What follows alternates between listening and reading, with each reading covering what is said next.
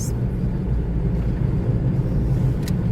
It's car conversations with the Cremeens. It's gonna be a little breeze. Windows are open. Windows are open. It's a beautiful day out. My neighbor's gonna get me some butter and eggs today, and we're gonna stop at Aldi and pick her up some avocados. So we're working out this bartering thing where either she comes to use the phone, or, you know, when I go shopping, I pick her up stuff, and then she's supplying us with eggs, butter, and milk. I still think we get the better end of the bargain. It's so awesome. But, yeah, she's wanting stuff from the store, and we want stuff from them. We want homegrown stuff from the Amish, and the Amish want stuff from the store. well, she wants fresh vegetables. Right, yeah. We don't have quite yet. Yeah, and I mean, no matter what, I don't think any of us out here could grow avocados. Yeah. No, So, I don't think so. but we are on our way to Mansfield. We're going to go to a used car dealership and find out about trading in our Expedition for Pickup. what kind of pickup? Dakota, Dodge Dakota. Dodge Dakota. I like Dodges better. So we have a pickup for hauling stuff. That's where Daniel and what's her name lives. Cabins. That's okay. when the Homestead. Is it Homestead? Yeah, Daniel Homestead. I took the Right. baby to the chiropractor. Right. So, yeah, we're gonna look into getting a pickup. The Expedition. We just put $600 into that. It hadn't been running all winter because it needed a new fuel pump. And so we finally get a fuel pump in it, and the transmission that we just replaced Well, I don't know. a year ago. It's just, I don't trust it. I mean, so. It wasn't shifting into third gear. And, But you know, we don't know. now it is. Now it is. Well, yeah. But it, So. you know, it sat for so long, and then Scott drove it up to Ashland, and it seemed fine. And then driving back, all of a sudden, it wasn't going into third. And we replaced that transmission already Yeah, a year ago. a year ago. So the fact that it's acting funky, Time to get more. What we need is pickup. yeah. So I mean, this place where we get our cheap cars, I mean, they get them from auctions, so they're not going to be anything that's going to last us for very long anyway, but it's what we can afford right now. And like I told Scott, I said, once we have the cabin paid off in 3 years, then we can go and get a better quality of car. I mean, this will serve us for now, hopefully. Hopefully we won't have to be replacing any transmissions again, because we can. Find a good early 80s pickup and cars. Well, and Reliable ones. that's the thing, because all these things with the electronics and everything, I mean, he can work on cars, but he doesn't have the... Not the computer stuff. Yeah, he doesn't have necessary tools and stuff to work on these computerized things. So This guy has gotten to be awesome here. I mean, he's a major. Look at that. wow. Major lumber manufacturer. Major. Maybe I should be showing the scenery instead of our faces. It's another wood mill out here. Yeah, there's a lot of wood mills out here. Corner wood mill, basically. But Scott has been making a bunch of signs on the CNC wood machine. CNC wood machine Yeah. for all of our local woodworkers, and they're liking them a lot. And they're starting to get orders for more, so that's really cool. And I have to post some of the videos of me making them, and then some of the stuff just so you can see what she's talking about. So I'll have to do that. yeah, he's got some videos of him carving some of these signs, so we'll get them posted. And trying to get you more into the picture here. They're only seeing half your face. And there's heat blowing out. I tried to turn everything. It should all be off. It just takes a while for it Yeah. to cool off. What else? What else is going on? It's been kind of a rough week. We found out my aunt is sick and she has cancer, and that's kind of thrown me into a very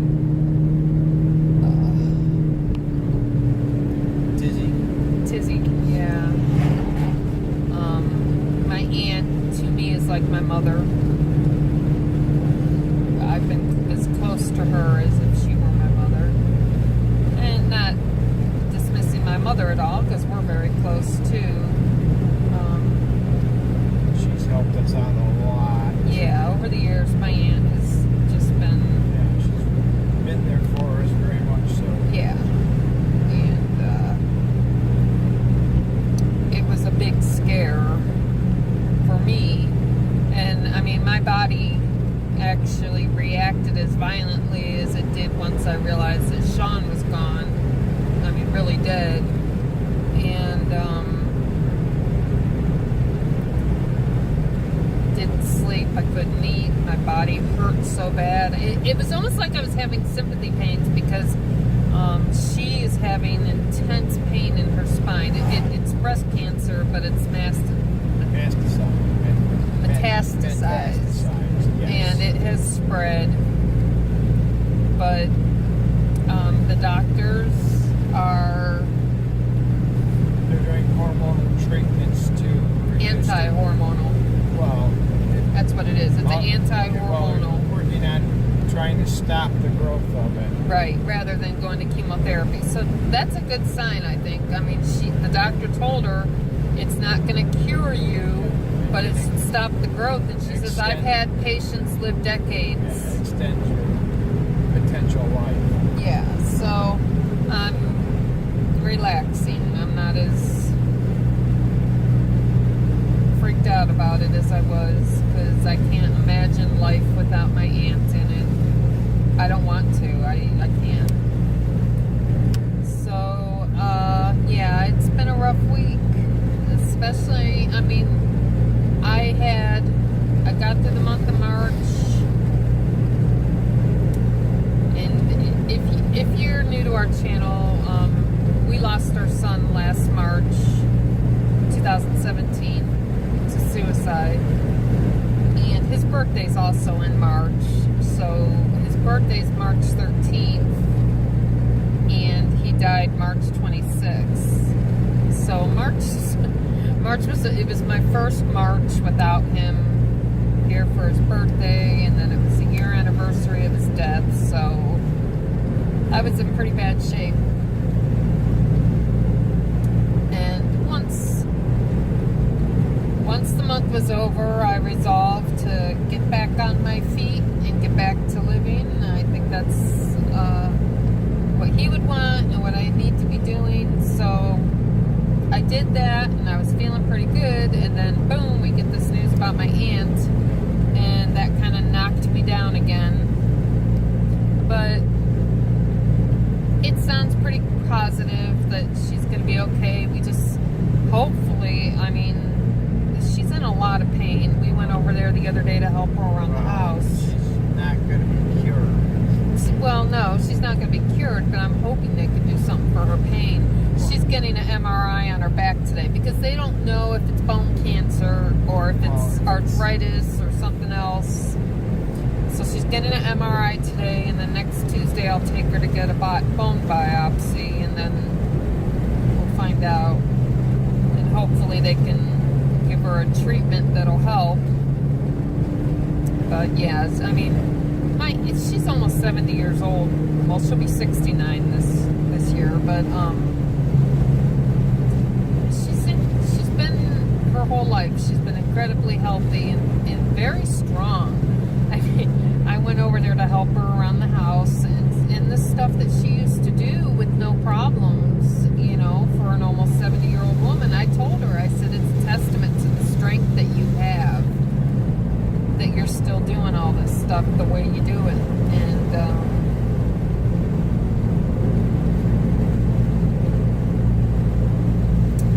I love her so much. But yes, that's what I've been dealing with, and so I've been not getting videos made and just trying to Dealing with the families. yeah, dealing with all that. And now, on a positive note, things are slowly moving on the property. We had 2 days of rain again, so I mean, well, we didn't get 2 inches like we did the weekend before. I mean, it was enough to moderate rain, but I mean, it bucked things up a little bit. any of the puddles that had started drying up are all filled up again, which is half the land. this month coming up, though, I'm going to be able to start working on improving the drainage and stuff to prevent that. Take back some of the property areas that we have problems with. So we're gonna go look at this pickup truck. Next week we're all set to pick up a scoop for the tractor. And now that we have the tractor, we can. There's a place down the street, like 5 miles down our street from us. It's a rental tool place where we've gotten. Gosh, what have we rented from them? Tractors, trenchers, excavators. So now that we have our own tractor, we can rent the tools from them to work on our land. For the 3-point hitch. For the 3-point hitch, yeah. And so we're gonna, next month, we're going to get a brush hog and clear the land. Cut down. It needs to be Cleaned up. Yeah. And then we can work better on getting the gardens in, getting an area for pigs, getting an area for chickens. Big pasture that it's chicken tractors made, chicken coop, mobile chicken coop. Yeah. And so slowly but surely things are happening. And wait, exciting news. It's so funny how many different plans that Scott's drawn out for our house, Let's say evolved. Yeah. I mean, originally we were going to build a house using shipping containers. Utilizing, construction. We were going to have 4 shipping containers and have them stacked on top of each other, and then build a giant roof over them, so we had a big open center area, and then we have 2 stories with the bedrooms and everything. I mean, it was really cool. But then the more we started researching, the more we realized it was just going to be too much money for us to have to gather together to get the shipping containers. So we needed to find a cheaper method. So then he was looking into the Morton buildings, the pole barns, and I mean, that was an option, but once again, too much at the time for, It wasn't right. yeah, we didn't have, see, the goal has always been to get onto our property as soon as possible. Okay. Well, that was the goal at that time, to get on it as fast as possible. Right. And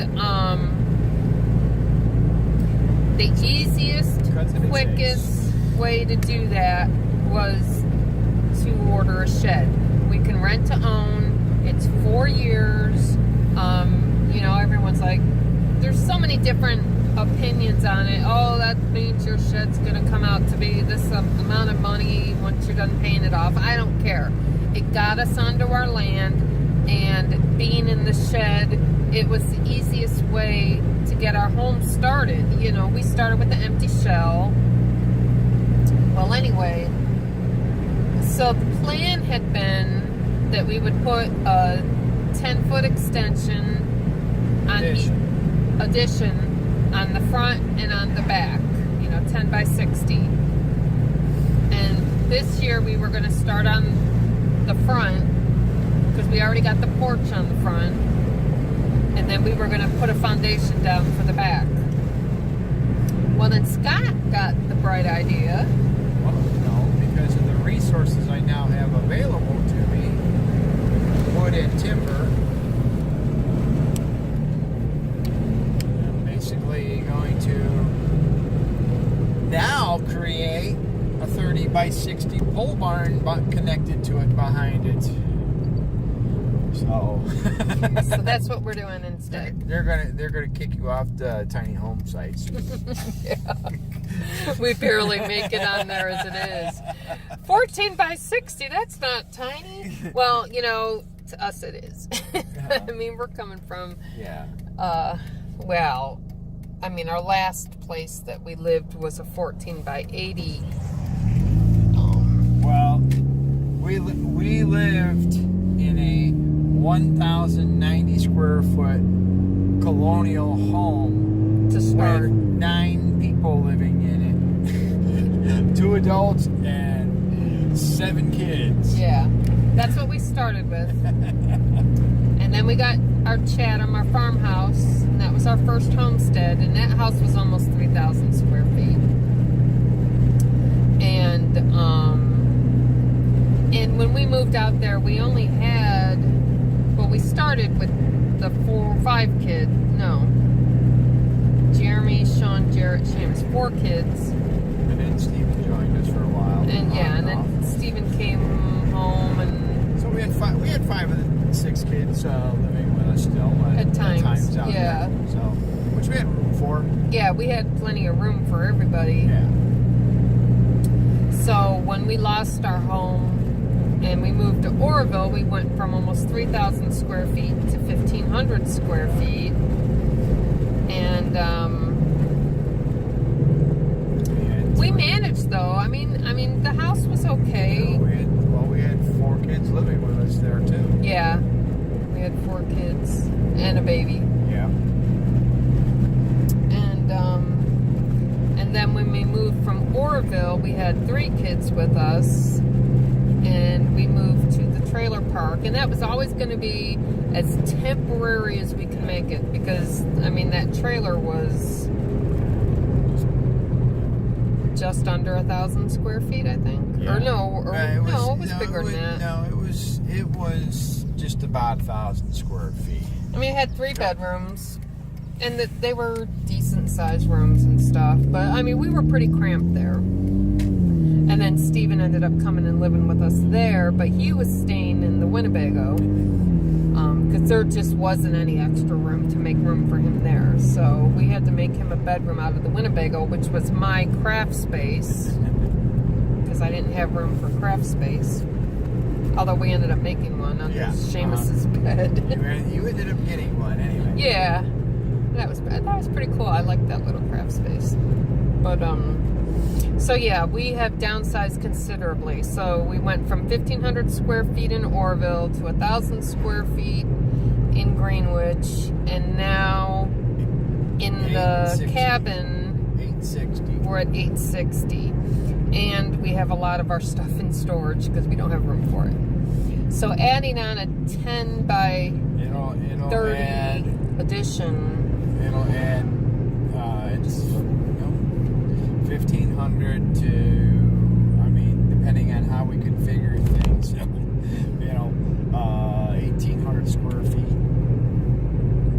So I mean, we're gonna our have square footage will be over 2,400 again. yeah. So we will be back into a normal size house, but basically. We're making room for your mother to come live with us. Right. My mom's. We have to make space for her. Plus, part of that space will also be a workshop for Scott. Yeah. Yes. And we will utilize the height to make a second floor bedroom for us. Yeah.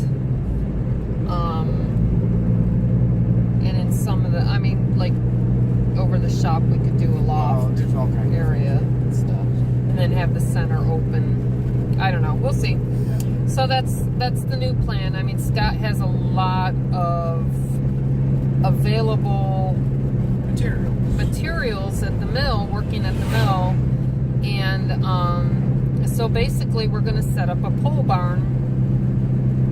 Because working at the mill, I can get material basically on a barter,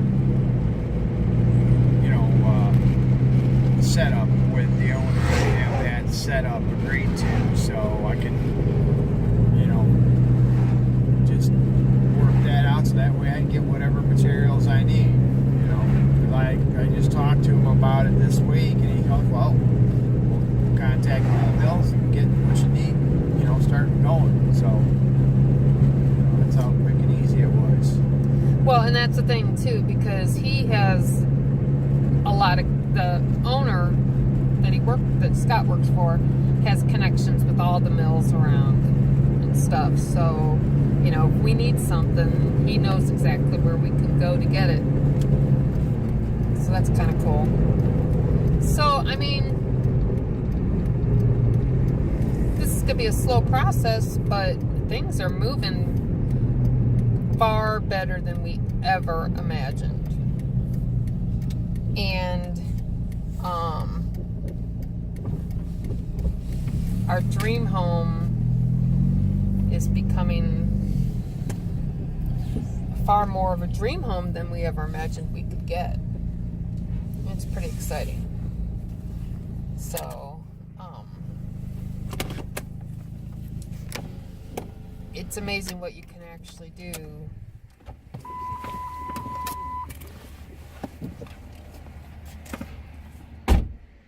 With the right connections. And that's the thing, I mean, we were on our own for so long.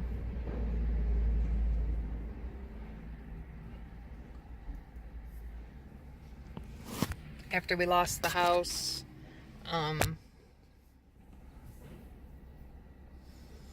we kind of lost. We didn't just lose our home. Scott had his heart attack.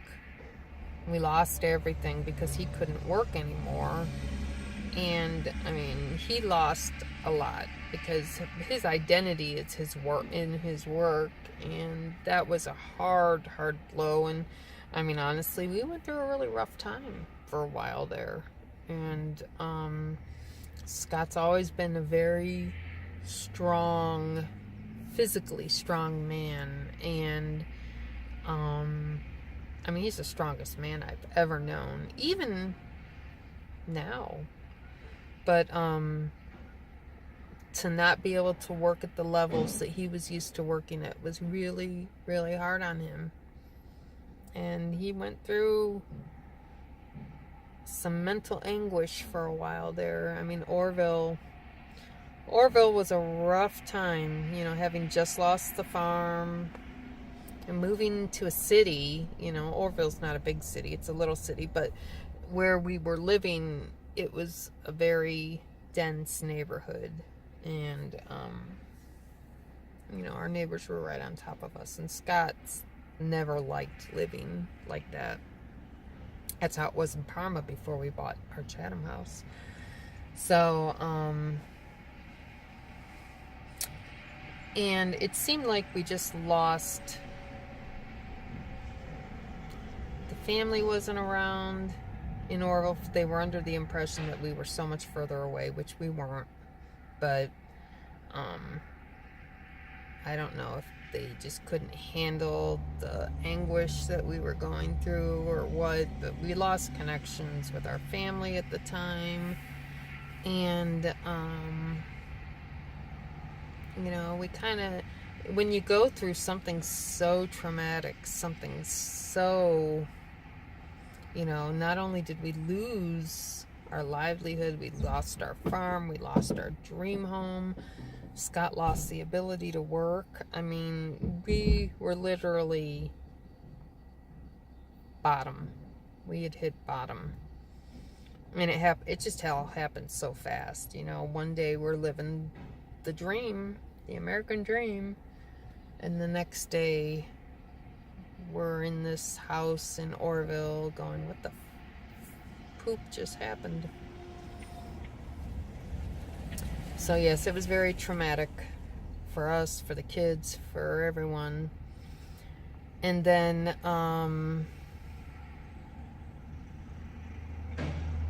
and I have to say, I mean, our relationship went through turmoil for a while there.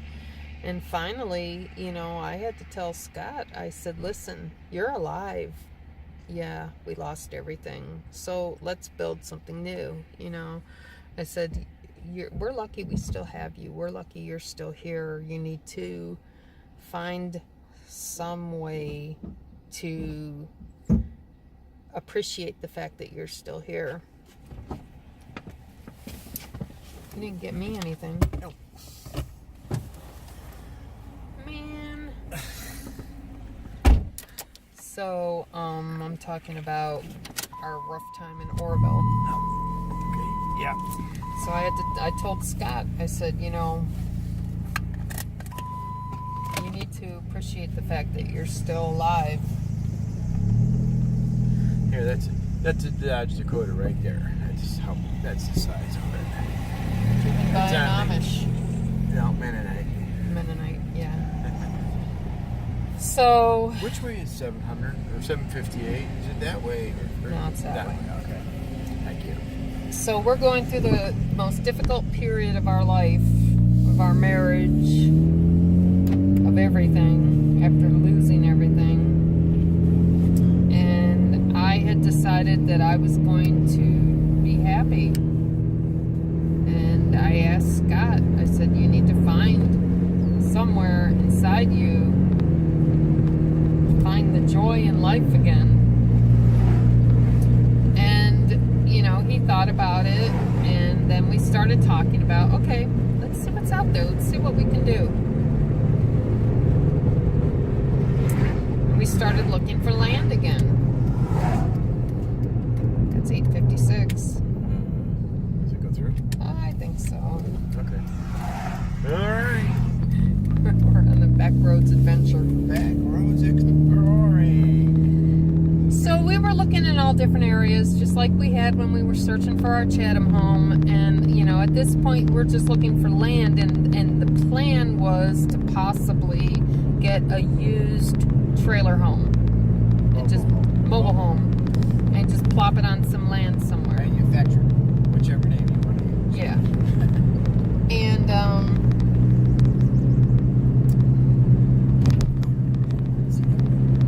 we found a couple places, but I mean, what we were finding is that the areas that we were looking, taxes were really high, and, you know, we wanted to start an off-grid homestead again. Well, we weren't off-grid before, but that's what we wanted to start now. And the areas that we were looking in would not have permitted that.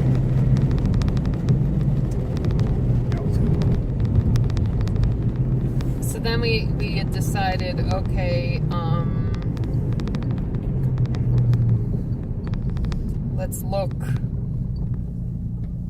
west instead of east. And one day Scott found, and it wasn't even in the regular. No, I don't even.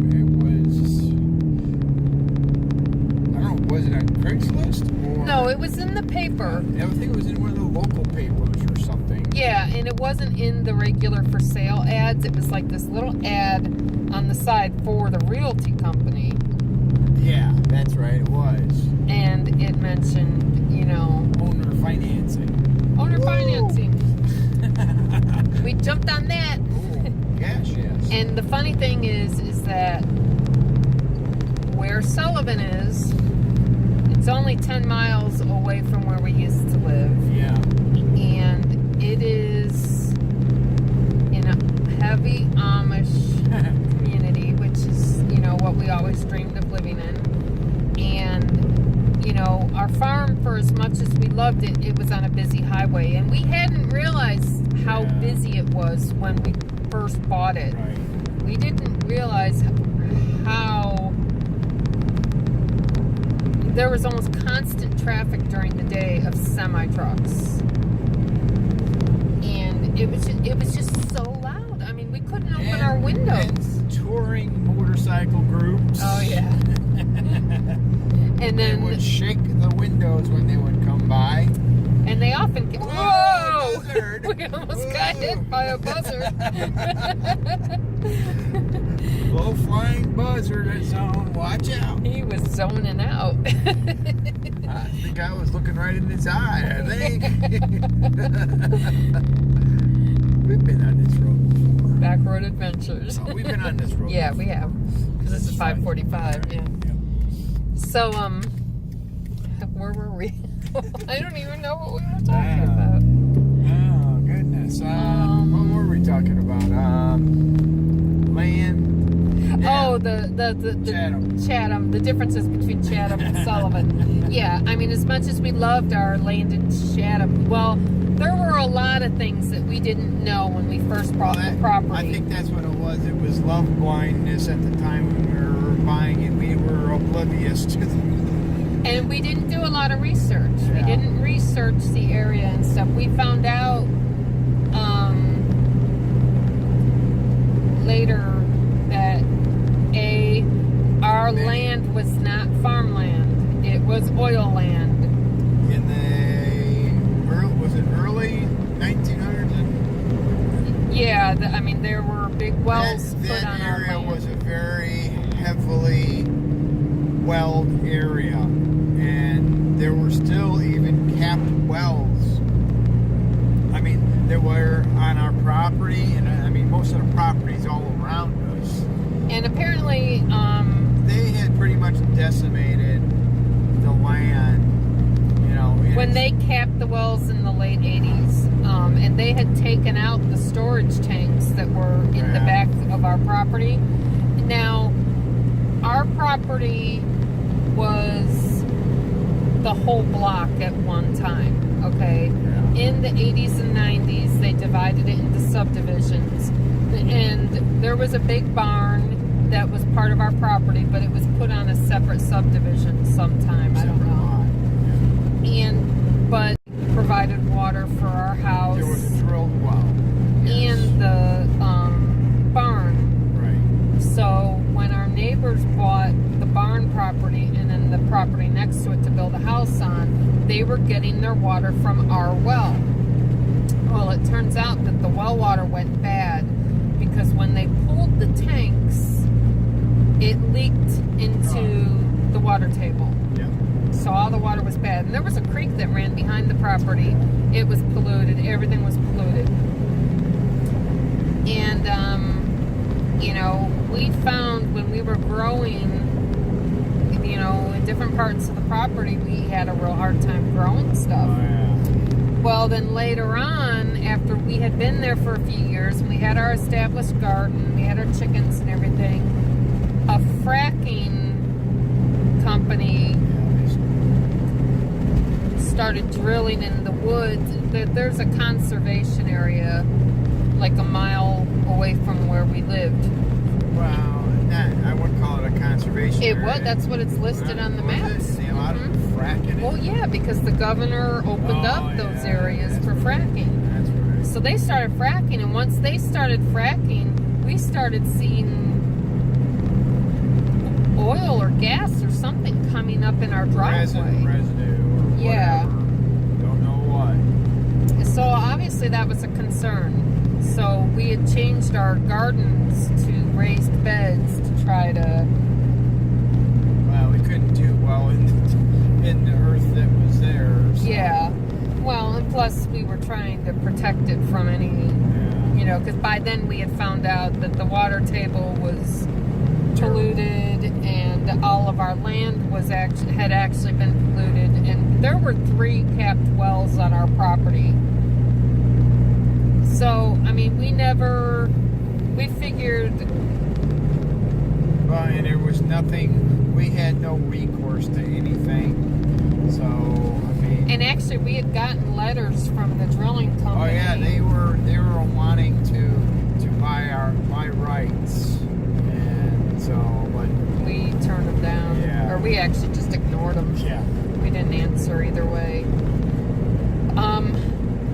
So our dream property, even though we were so devastated over losing it, it was probably it was for the best. As fate goes, Yeah. it's one of those things, you know, That door closed and another door opened. So here we are in Sullivan, and we don't have any. You know, we did our research on this land. We did our research on what we could do. the area, The zoning laws, everything. We researched it fully before we bought the land. So we knew exactly, you know, if we want, you know, our original plan of putting a single wide on there, we found out, no, we couldn't do that. When our property that we have, it was one of several divided properties of a larger tract, and which was basically, they subdivided it, you know, so they considered that, you know, a subdivision by their codes, and for the township, there were some, what do they call Covenants? Well, not covenants, but they were just general regulations. I mean, they weren't codes per se, but they were just regulations that were created for a township, which covered everything from farms to, you know, single family residents and all that kind of stuff. And it just take that because they have a minimum house size, which is 1320. So that excluded being able to have manufactured homes. And actually, after Mobile homes, not manufactured homes. yeah, I'm sorry. Having seen how some of the township people are, you know, they're the kind of I don't want to see a single wide on there. But the thing is, ultimately, as I check more and more, and finding out more and more, found out our property, even though, you know, technically it was on a subdivided tract, our property is actually zoned A1, agriculture, not residential. That means that I found, you know, there are no building regulations. I had to to be able to build a home there. There were just a couple steps I had to go to, which, you know, for putting in a driveway, you know, get a permit from the engineering department, and then I had to have a perk test and septic system design in order to get my building permit. That's it, you know. So, and other than that, after that fact, the actual township building inspector, when I was talking to him and getting our building permit, I mean, I was talking to him about what we were looking to build. He goes, you know, you can build anything you want as long as it meets the square foot requirements and the setback requirements. That's it, you know. And basic. And he didn't truly know me, who I am as a person, what trade experiences I have. I mean, he just did know, you know, being that's the case, you need to be careful if you have people come in and do work for you, because, you know, being there are no codes, there aren't inspections. So, you know, just when I do work on our home and stuff, it's at code. It's at code. We That's do how I everything to do code, things. and I mean, it's just it's just the right thing to do. Right. It's I my mean, family's life that, you know, it could affect, and it's built to code, because I know the codes, and if I don't know the code about something I'm working on, you'll find it I out. find it out, you know, because I've worked in the building trades. My best friends have been in other trades, so I mean, that's been my life. Learned by osmosis. So, but I mean, for something I'm building for myself and my family, that's the way it's going to be. It's going to be by code. I don't need an inspector to have it done that way. Right. So I mean, we heavily researched the property. We found out, you know, what we can do, and we're doing it. So, I mean, the original cabin does not meet the requirements of size. Yeah, So it's just short. we were planning on putting additions on to that meet was that. originally planned that way since, Right. you know, So now we'll well exceed that. yeah. And so that's what's going on. Yeah, just a few things. We will start breaking ground June. Yeah. Oh yeah, definitely June. If not, if I can do anything before that, I'm gonna. Well, he's gonna order all our posts. Get the mills working on that, so I can get those by the beginning of June. And we'll get our concrete. Yep. So the addition is going to be a pole barn addition, but It's we will pole have barn. post and beam. Pole barn, actually, yeah. Pole barn technically, but actually the way I have it designed and the material I'm getting, it's going to be more towards a post and beam structure. Actually, not more the pole barn structure. So, because there will be post and beam construction in it. So. And I get a second floor patio going into the woods Yep. off my bedroom. Yep. And I'll have my craft room, and Yep. we'll have a nice mother-in-law suite. Yeah. And yeah, so that's what's going on. And you know, every month things just get better and better. And what was it? I don't know. It looked like possibly a coop, chicken coop. Oh, maybe, yeah. You know, so mobile chicken. Yeah, we should probably be showing,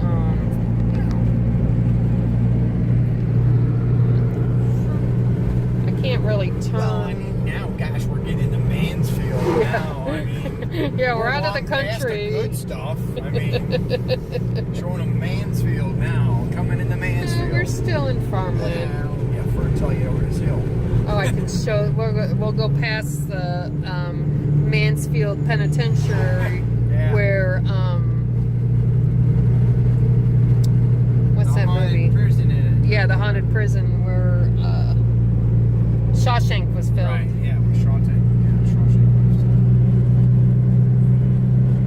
They have a good farm. It's actually really pretty out here.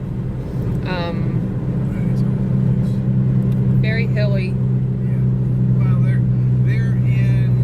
there's a large valley system here, which Mansfield is basically down in the bottom of. So.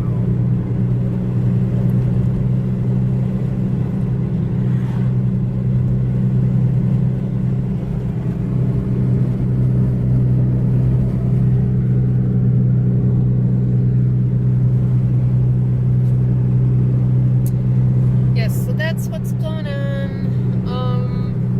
And we'll go by the Mansfield China factory, which they manufacture toilets. Mansfield toilets. That's their China producing. They make their ceramic toilets there. Oh, okay. I did not know that. Yes. Look at that old house. They're a big producer of toilets, bathroom fixtures.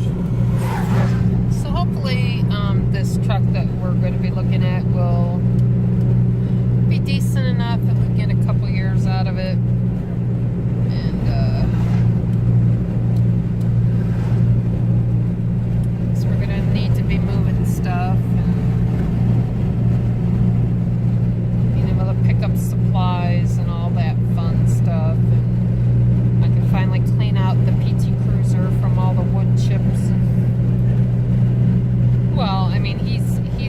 having, because of the mud and everything, he'll go next door to the mill and get our firewood and load it up in the car and then bring it over far up the driveways he can go, and then bring it by wagon to the house. Yeah, that's a big thing we'll be working on this year too, getting that driveway in better shape. And now that he has the tractor and we can rent the tools and stuff and get that fixed up, and the wood chips will help with that too, and get everything graded and the drainage fixed. That's the biggest thing.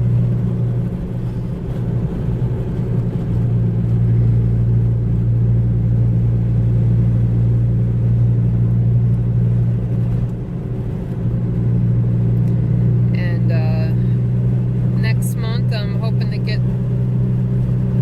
some fruit trees and get those planted in the beginnings of my food forest.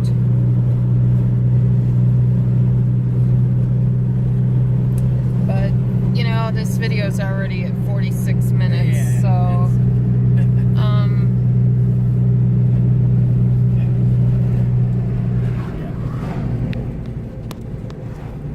Wrap it up.